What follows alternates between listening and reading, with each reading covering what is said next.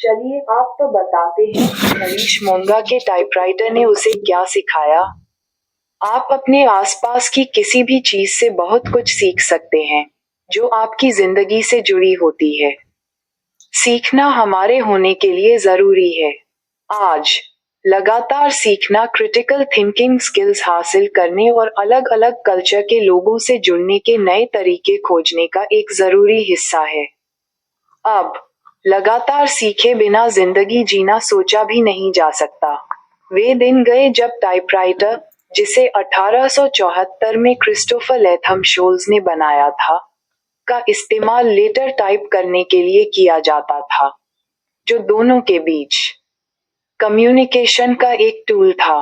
Typewriter एक mechanical device है जिसमें कीज होती हैं, जिन्हें दबाने पर कैरेक्टर किसी मीडियम, आमतौर पर कागज पर प्रिंट होते हैं। कंप्यूटर और वर्ड प्रोसेसिंग सॉफ्टवेयर आने से पहले इसका इस्तेमाल लिखने और ऑफिस के काम के लिए बहुत ज्यादा होता था। मुझे याद है जब मैं स्कूल स्टूडेंट था और बाजार से गुजरते हुए स्कूल जाता था, जहां एक कमर्शियल कॉलेज था, और पास आउट स्टूडेंट्स को टाइपराइटर पर अपनी उंगलियां चलाते हुए देखता था। जब मैंने अपनी स्कूलिंग पूरी की और मैकेनिकल में डिप्लोमा किया, तब भी टाइपराइटर सीखने की उत्सुकता मुझ में जिंदा थी। मैंने इसे सीखने पर जोर दिया। मेरे एक कजिन ने मुझे आगे बढ़ने के लिए हिम्मत दी, लेकिन पिटमैन शॉर्टहैंड, इशारों की एक भाषा, भी सीखने के लिए कहा। Pitman shorthand sir Isaac Pitman का 1837 में बनाया गया शॉर्टहैंड लिखने का एक सिस्टम है। इसे इशारों की भाषा माना जाता है। पिटमैन शॉर्टहैंड में कॉन्सोनेंट साउंड को दिखाने के लिए सीधे स्ट्रोक और क्वार्टर सर्कल स्ट्रोक का इस्तेमाल होता है। नई चीजें सीखने से हमें कामयाबी का एहसास होता है, जिससे हमारी काबिलियत पर हमारा कॉन्फिडेंस बढ़ता है। साथ ही आप चैलेंज लेने और नए बिजनेस या सर्विस वेंचर को एक्सप्लोर करने के लिए ज्यादा तैयार महसूस करेंगे। इससे आप ज्यादा पैसे कमा सकते हैं। इंटेलेक्चुअल ग्रोथ जन्म से शुरू होनी चाहिए और मौत पर ही खत्म होनी चाहिए। एल्बर्ट आइंस्टीन ने ये शब्द सही कहे थे, और बाद में इस टाइपराइटर और पिटमैन शॉर्टहैंड ने मेरे सर्विस करियर में मेरी मदद की।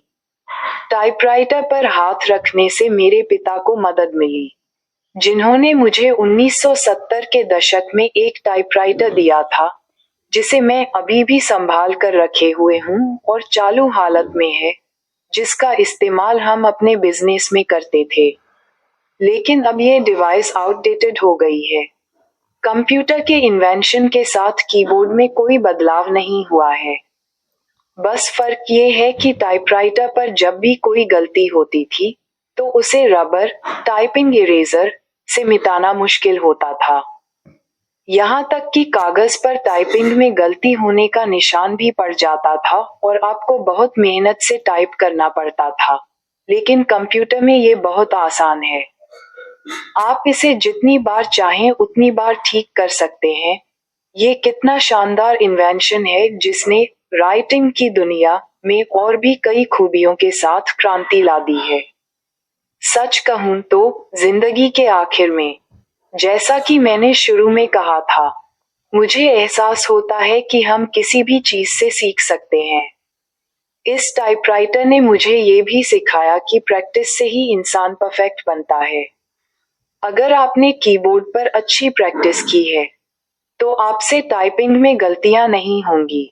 दूसरी बात यह सिखाई कि हम अपनी जिंदगी में जो भी करें, उसे बिना किसी गलती के पूरी लगन से करें। ये समझते हुए कि यह हमारा पहला काम है और हमें जिंदगी में दोबारा मौका नहीं मिलेगा।